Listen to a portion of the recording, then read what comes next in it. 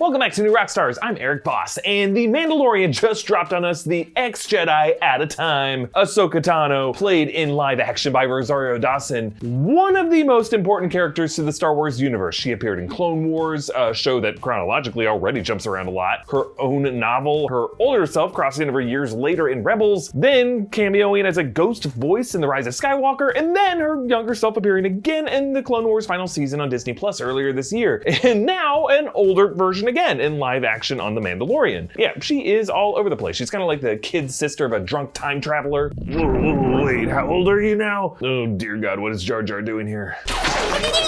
In this Dave Filoni era of Star Wars, Ahsoka's story really is the story of Star Wars, with her narrative redeeming the prequel trilogy in many fans' eyes, and now looking ahead to the post-Return of the Jedi part of the timeline, her hunt for Thrawn possibly redeeming the sequel trilogy as well. But to make this even more confusing, after Ahsoka's recent return, Dave Filoni suggested that Rebels finale, flash forward, might not have been even when we thought it was. Come on, cowboy! Don't worry, I got you covered. I am gonna break down who Ahsoka Tano is, her full chronological timeline, how she got from where we saw her in Clone Wars to Rebels to where she is now in The Mandalorian, and how she could end up as a ghost voice in Rey's concussed head. Okay, Ahsoka was born in the year 36 BBY, which, by the way, was 5 years after the birth year of Anakin Skywalker and the birth year of Grogu. They were both born in 41 BBY. Yes, Ahsoka is 5 years younger than the child, Grogu, but I guess doesn't have whatever aging cream he is using. Maybe he's born with it. Or maybe it's the M count.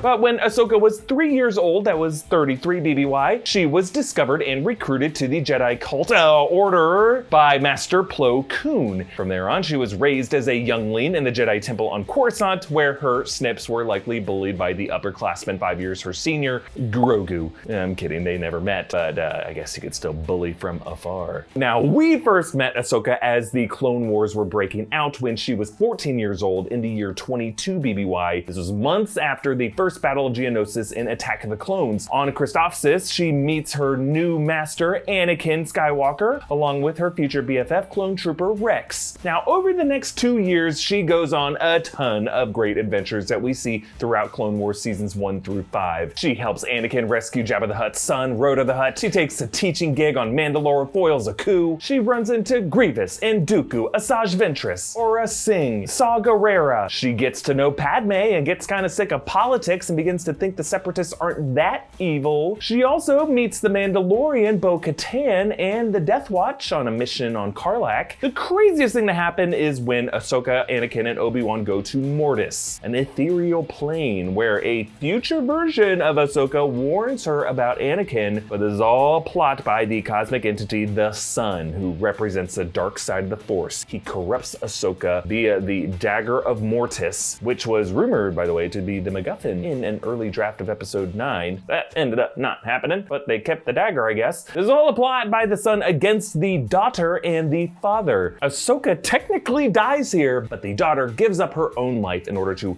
resurrect Ahsoka. It's crazy and awesome. Okay, then 20 BBY, the Jedi Temple gets bombed, and Ahsoka gets falsely accused for it. This is a huge breaking point because even after her name is cleared, she parts ways with the Jedi Order, as well as her friend Anakin, a departure that shakes even Anakin's own faith in the Jedi Order, and now retroactively is part of the reason he's able to part ways with it in Revenge of the Sith. So after Clone Wars, Ahsoka's story was picked up by her own Ahsoka novel and Rebels, but chronologically, we will move on next to the Clone Wars final season. So after leaving the Jedi, Ahsoka spends some time with the Martez sisters and then helps Bo-Katan retake Mandalore from Maul in a sick duel. This arc actually coincides with the events of Revenge of the Sith and Order 66, which Rex is able to avoid thanks to Ahsoka disabling his inhibitor chip, which is why every other clone trooper turned on the Jedi. And the Clone Wars series concludes with Ahsoka burying her beloved clone troopers despite them trying to kill her, and an amazing flash forward in which Vader finds what he thinks is her grave. Overhead, a bird circles. This is Morai, the bird embodiment of the daughter, which we learn more about in Ahsoka's arc in Rebels. It won't make sense to you if you just watch Clone Wars all the way through without seeing Rebels, which is why I always say watch this stuff in release order. By the way, that owl also showed up in this episode of The Mandalorian as well. Very cool. But before I continue with this, I want to thank KiwiCo for sponsoring this video. KiwiCo is defining the future of play by making it engaging, enriching, and seriously fun. They create these super cool hands-on projects and toys designed to expose kids to concepts in science, technology, engineering, art, and math, and are a great resource for learning at home. Each monthly crate is designed by experts and tested by kids and teaches a new theme through hands-on learning and fun. KiwiCo offers 8 subscription lines, each catering to different age groups and topics. Each box comes with all the supplies needed for that month's project, so no extra runs to the store. What you're looking at here is the Tinker crate, in which we are making an infinity mirror, and it comes with an awesome Tinker zine, a little magazine where it talks about the whole process of making it, the optical light science that goes into how cool it is, and all the cool stuff you can play with, like perspective, because kids' mirrors may seem magical, but that magic is also another word for science. I am loving the process building this. I feel like I'm a child again. I just had more energy and I got satisfaction out of building things with my hands. I feel like there's a future in engineering ahead of me. Look, I really enjoyed working with the crate, and it is really cool that you get to learn about something different each month. KiwiCo is a great option for holiday gifts. Be the cool parent or cool uncle, cool aunt, and inspire a lifetime of curiosity and learning for the curious kid in your life. Check out kiwico.com/newrockstars for 50% off for your first month of any crate. Click the link in the description below. Okay, so chronologically next is the 2016 Ahsoka novel, which follows Ahsoka's exile after Order 66, going by the name Ashla on the rural Outer Rim planet Thabeska, and then as a mechanic on the moon Rada, where she runs into the crime gang the Black Sun, and she eventually joins forces with Bail Organa to become a rebel Fulcrum agent. That is where we catch up with her in Star Wars Rebels, where she now carries 2 white lightsabers that she got after fighting an Inquisitor, which our former Jedi dragged to the dark side and tasked with hunting down runaway Jedi. This and all of Rebels is set starting in 5 BBY, getting closer to the Battle of Yavin. Ahsoka meets the crew of the Ghost, including Harrison Dula, Sabine Wren, and the young Jedi Ezra Bridger. During this time, she runs into Vader, and she is shocked to realize her former master Anakin has become the Empire's deadliest enforcer. But she has some nice moments. She reunites with Rex, she has an awesome rematch with Maul, and she fights Vader to allow Ezra to escape, but she traps herself in with her former master. And then sometime later, there is a crazy time travel plot in which Ezra ventures into the world between worlds. He witnesses this duel, he helps Ahsoka fend off Vader, and they kind of close that loop. Okay, Rebels ends with Ezra sacrificing himself in a battle with Thrawn on Lothal, his home world, using the Purgle hyperspace whales to blast both of them to some unknown destination. But we were told they both survived. Now, at the moment, we don't know where Ahsoka was during the Battle of Yavin or the period of the Galactic Civil War when the original trilogy takes place. But the Rebels epilogue flashes forward to some point after the Galactic Civil War, after the Battle of Endor and Return of the Jedi. Sabine narrates how she stuck around to protect Lothal in case the Empire ever returned, but they didn't. Ahsoka appears and Sabine realizes Ezra was counting on her to find him and bring him home. That, we assume, is why Ahsoka now wants to find Thrawn in The Mandalorian. She is still looking for Ezra, but Sabine is not with her this episode, making us a little worried about what happened to Sabine. The Mandalorian is set in 9 ABY, which is after when we assumed the Rebels epilogue was. Maybe that was 4 or 5 ABY. But then, Dave Filoni just threw us a curveball in an interview about this Mandalorian episode. He was asked when that Rebels epilogue takes place, and he said, quote, "That's not necessarily chronological. When you go back to look at the epilogue of Rebels, you don't really know how much time has passed. So it's possible the story I'm telling in The Mandalorian actually takes place prior to that. Possible. I'm saying it's possible. And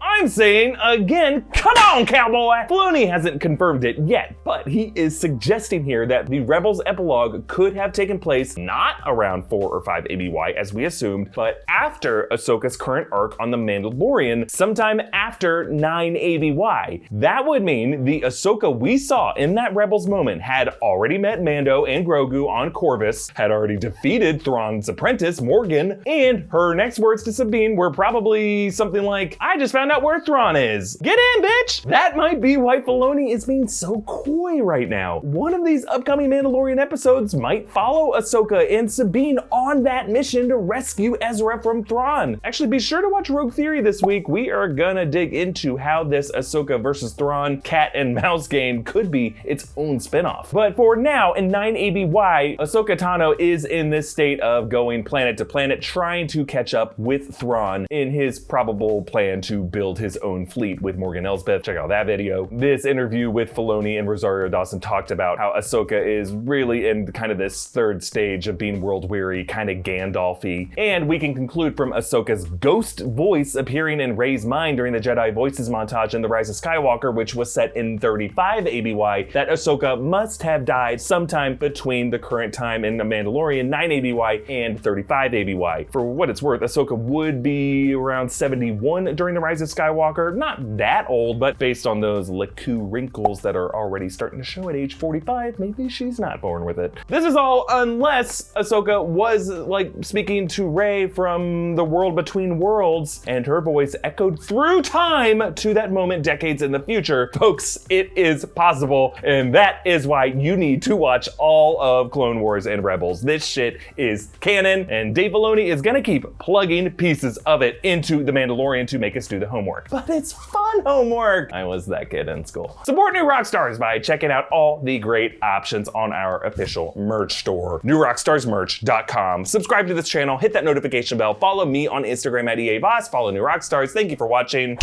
I have spoken.